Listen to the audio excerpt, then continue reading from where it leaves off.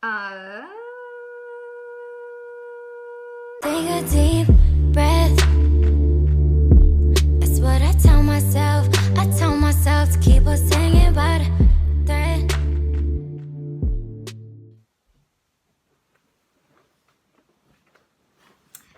Hi. So today we have quite the video. I changed locations again. Eventually you're gonna just know how my whole room looks. But anyways, so today's video is about capitalism. It's the first in a series of videos that I plan to make that kind of describe the political economic state of the world, or at least the Western world, and our place in it and alternatives. So before I begin, I just want to address the elephant in the room. First of all, look how many notes I have. Like, I wrote an essay for this, low-key. I don't know, I just like sat down and it just came out, so this will be interesting. I'm not gonna say all the words, but like I'll hit the main points. Anyways, what was I saying? Oh yeah, okay, address the elephant in the room. I am clearly like the classic like environmental radical hippie going against the machine, the man, and I'm kind of a natural opponent to capitalism. So I just want to address that. That is the stereotype and that is the case. However, this is an explanation without bias. Like, this is just cold, hard fact from either side. So yeah, I just want to give you an idea of what capitalism is. So let's actually start talking about it. So you've probably heard of capitalism. It derives from like the Latin capitalis, I think. That means head, as in like a unit of wealth. So that kind of gives you a hint of where it's going. But today, in modern times, you don't really, like, you gotta think about where you hear the word capitalism from, and it's not from capitalists, because it's become like an accusatory term. You don't really hear it in the government, and you don't really hear it in the economy or industry. They like to call capitalism another thing, which is the free market economy, or just the free market, or the free economy. And they actually like to use this word free a lot. Like, I don't think anyone really knows, like, well, not anyone, but the majority of people don't know what the free and like NAFTA, the free trade agreement, even means. Like, who's free?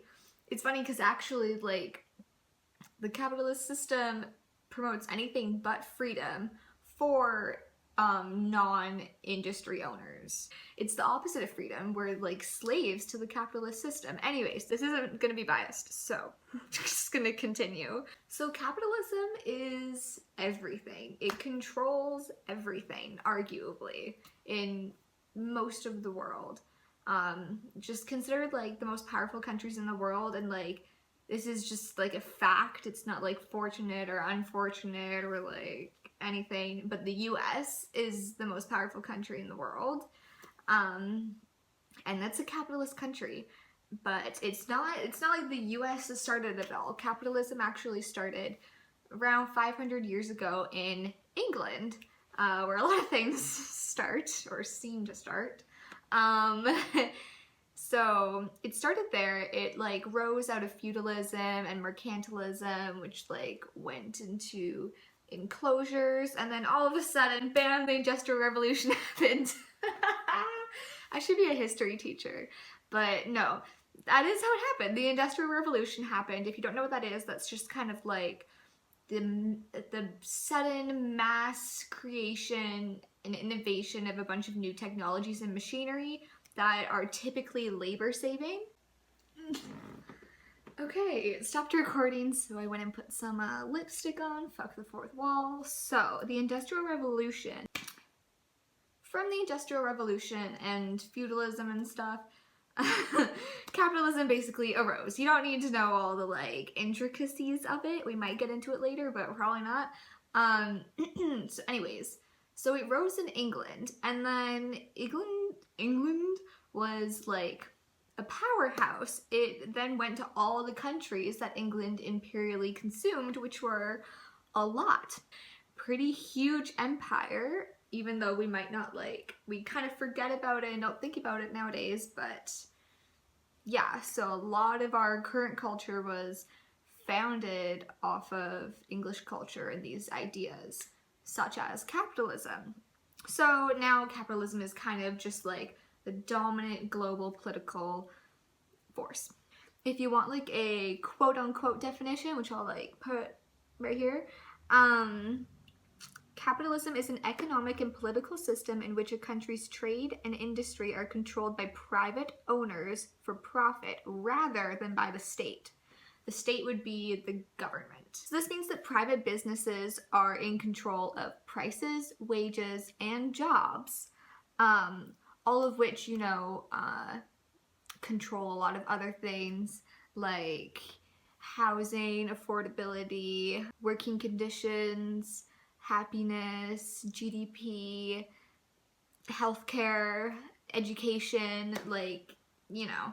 So this is all controlled by private industries who let the free market or free economy, whatever you want to call it in place of the word capitalism, control everything. Money equals power.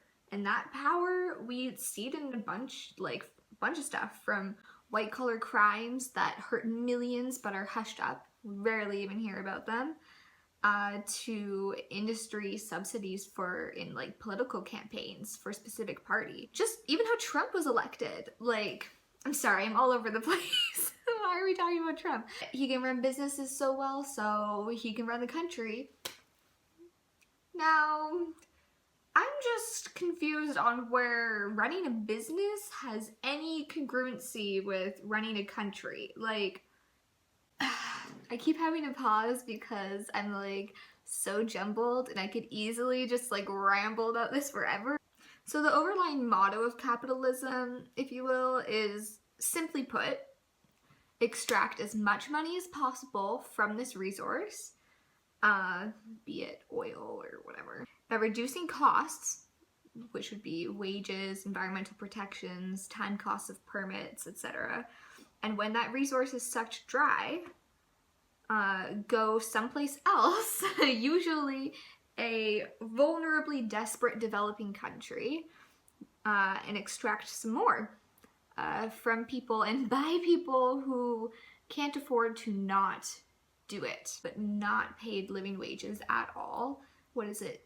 A third or 2/3 of the world lives on less than $2.50 a day. And any environmental damage that is caused in the meantime will assumedly be fixed in the future by through technological advancements. And that's legit. I'm in this economy and the environment class that's it's basically he just teaches us about capitalism, but in a good way. That's why I feel comfortable talking about this, because I have arguments from either side. He's a proponent for capitalism, so I have all his arguments too, and I think they're ridiculous. Anyways, so this is not to say that business owners are inherently evil and selfish. I want to open up my own business one day. No, that's not what I'm saying. The whole issue arises from the fact that capitalism governs everything, and it has these specific rules and tenets that are based strictly off of profit accumulation and expansion. That's the whole thing. And these business owners base their business models off of the capitalist model. And that's why they're doing these things that are kind of immoral and shitty. The only options in a capitalist society is for a business to succeed or fail. And I know you might be like, well, duh, but that's because you've been raised in the capitalist system. Not to be dramatic, but you and me, we've all been brainwashed to think that this is the way it is.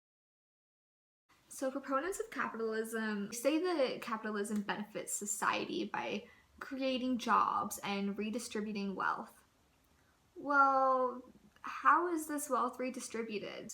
First of all, the unemployed sector is just growing. It's at 10% the last time I checked. It might be higher in the US, which is, that's crazy. That's 10% of the population that can be employed, like is of that age, and is unemployed. It's 10%. And even within that, that's a really specific group of people. Like, that's not people that are unemployed and not looking for jobs. That's not people that haven't gone out in the last 4 weeks and looked for a job. It's only people that have gone out in the last 4 weeks and looked for a job, literally. And that's 10% of the population. Anyways, so capitalism relies on this, according to Karl Marx, this reserve army of labor, of the unemployed, that can be mobilized when there's a growth. So then more jobs appear. This is such a good diagram.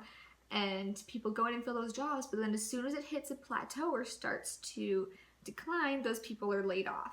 So this is the mobile workforce that people can just move around, lay off and hire all over the place. And that's why it's very, very, very difficult to get a full-time job. Also, under capitalism is the imperative to reproduce, just under expansion. So that's for the human race to keep having kids.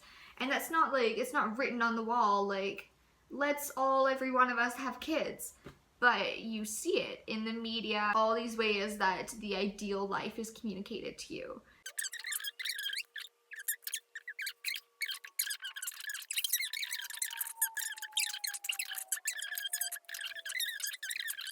You retire and you die. Sorry. Spoiler.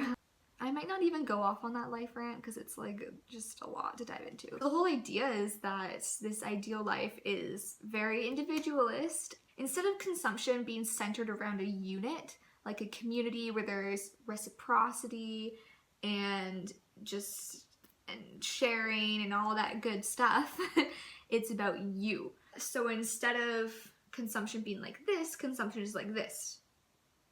And then we each have like more and more wants because they're determined by the industry, because we're being constantly brainwashed. And that's because consumption is like continuing consumption, continuously increasing consumption is crucial to the capitalist system. There's not like this evil they, but the system needs consumption in order to operate and continue expanding. And it does not foresee any limit to this consumption or expansion. It just says, well, we'll technologically advance and deal with it. We'll like deal with our trail. But like, look around. These resources are finite. Like, sure, there's renewable cycles with assimilative capacity, but the grand majority of the resources that we use are in a closed cycle that renews like very, very slowly, if at all. So I'm not sure if I gave a really good explanation of capitalism. It's kind of all over the place. I really thought it would be more organized, but I can't read my notes, so I'm just kind of like going with it as it comes. But anyways, with all of this, I don't want it to be super depressing. This is how like a day in school is for me, and then I get to go home and read for like 6 hours, even more depressing articles. But anyways, this really isn't depressing because it highlights your ability to make a difference.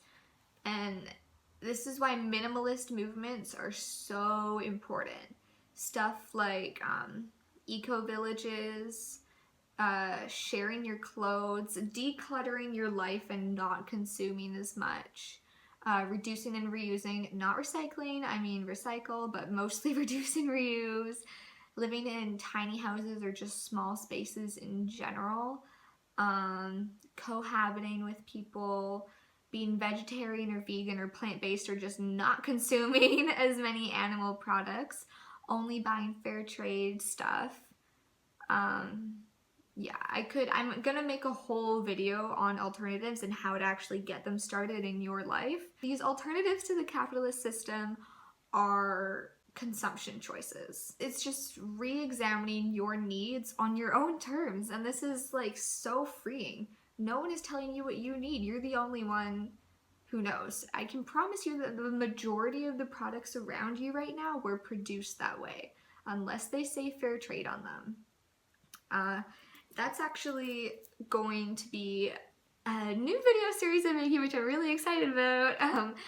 Each video I'm going to take a few products, probably just like 3 or something, well-known products, and I'm going to do these investigations. Where they come from, who made them, under what conditions, how do they affect the environment, stuff like that. So I'm really excited about that. So look out for that. I think I'm going to wrap it up because the sunlight is dimming, and that's like all I can barf up about capitalism right now. You probably clicked out of the video a long time ago. So have a good week. Little more time, little more love, little more you.